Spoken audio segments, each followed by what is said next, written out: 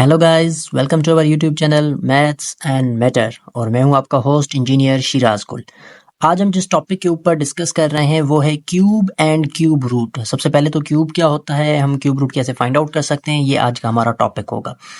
पहले हम अंडरस्टैंड कर लेते हैं कि वर्ड क्यूब है क्या। देखें, क्यूब को अगर हम डिफाइन करना चाहें तो any number raised power 3 is called as cube.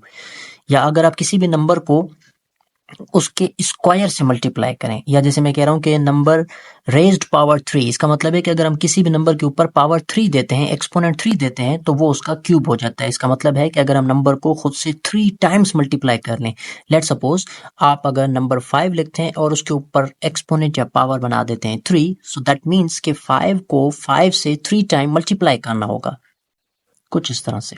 तो अगर हम इसका प्रोडक्ट करते हैं, क्योंकि इससे पहले हमने स्क्वायर के ऊपर भी पूरी एक वीडियो बनाई है, अगर आपने मेरा वो लेक्चर नहीं देखा तो लिंक मैं डिस्क्रिप्शन में डाल दूंगा। आप वो स्क्वायर और स्क्वायर रूट का जो कॉन्सेप्ट है उसको अगर आप देखेंगे कि जब हम किसी भी नंबर को 2 टाइम खुद से मल्टीप्लाई करते हैं तो उसे हम स्क्वायर कहते हैं। तो इसका मतलब है 5 multiply by 5 would be equal to the 25, ये हो जाएगा स्क्वायर। इस 25 को अगर हम फिर से 5 से मल्टीप्लाई कर लें, that would be equal to the 125। तो ये जो 125 है ये इस 5 का हो जाएगा क्यूब। तो क्यूब का सिंपल मतलब ये है कि हम किसी भी नंबर को खुद से मल्टीप्लाई करें एंड 3 टाइम्स मल्टीप्लाई करें, या किसी भी नंबर को हम उसके अगर स्क्वायर से मल्टीप्लाई करते हैं सो तो जो रिजल्ट उसका आ जाता है वो हम उसे क्यूब कहते हैं। लेट्स सपोज अगर आप 10 को 10 से 3 टाइम्स मल्टीप्लाई कर रहे हैं, 10 मल्टीप्लाई बाय 10, 15 को 15 से 3 टाइम्स मल्टीप्लाई कर रहे हैं, 6 को 6 से 3 टाइम्स मल्टीप्लाई कर रहे हैं, तो जो रिजल्ट आपके पास आएगा, जो प्रोडक्ट आपके पास आ जाएगा, that would be called as cube of that number. अब अगर जब हम क्यूब रूट फाइंड करने की बात करते हैं कि किसी भी नंबर का हमने क्यूब रूट कैसे फाइंड आउट करना है, और क्यूब रूट का मतलब ये होगा कि अगर जैसे हम 5 का क्यूब कर रहे हैं that is equal to the 125, तो अगर हमें 125 का क्यूब रूट करना होगा that would be equal to the 5। Cube root का मतलब ये होता है कि एक ऐसा नंबर जिसको 3 टाइम मल्टीप्लाई किया गया है और ये नंबर फॉर्म हुआ है।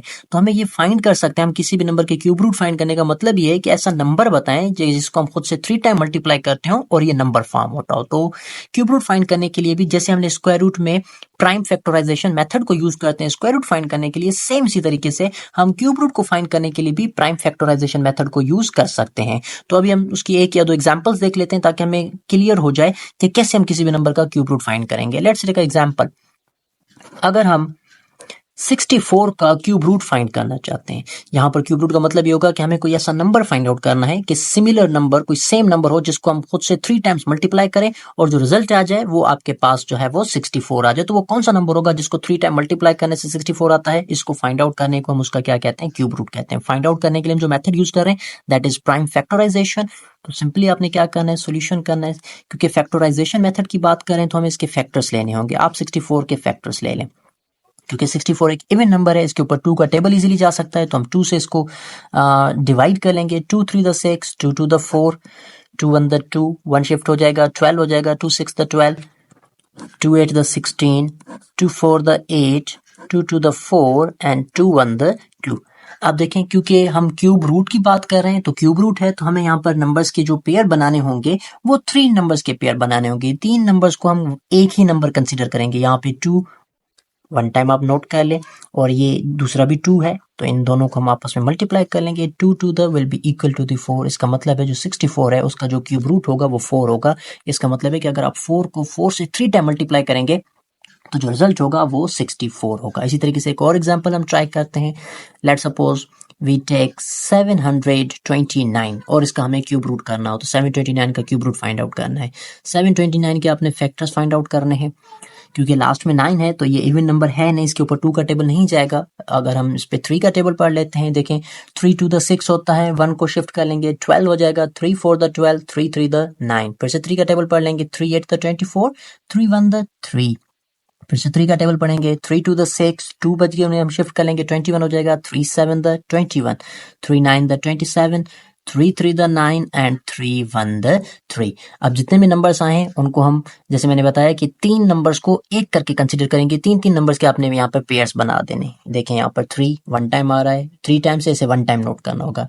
सेकंड भी 3 आ रहा है तो इसे आप नोट कर लेंगे एंड 3 को 3 से मल्टीप्लाई करना है, तो 3 3 the is equal to the 9, so your answer is 9। इसका मतलब है कि अगर हम 9 को 9 से 3 टाइम मल्टीप्लाई करेंगे तो जो हमारे पास आंसर आ जाएगा वो 729 आ जाएगा। तो क्यूब रूट का मकसद ही यही होता है कि हमें कोई ऐसा नंबर बताना होगा जिसे हम 3 टाइम खुद से मल्टीप्लाई कर रहे हो और ये नंबर फॉर्म हो रहा हो। तो इस तरह से इस मेथड से आप किसी भी नंबर का क्यूब फाइंड आउट कर सकते हैं।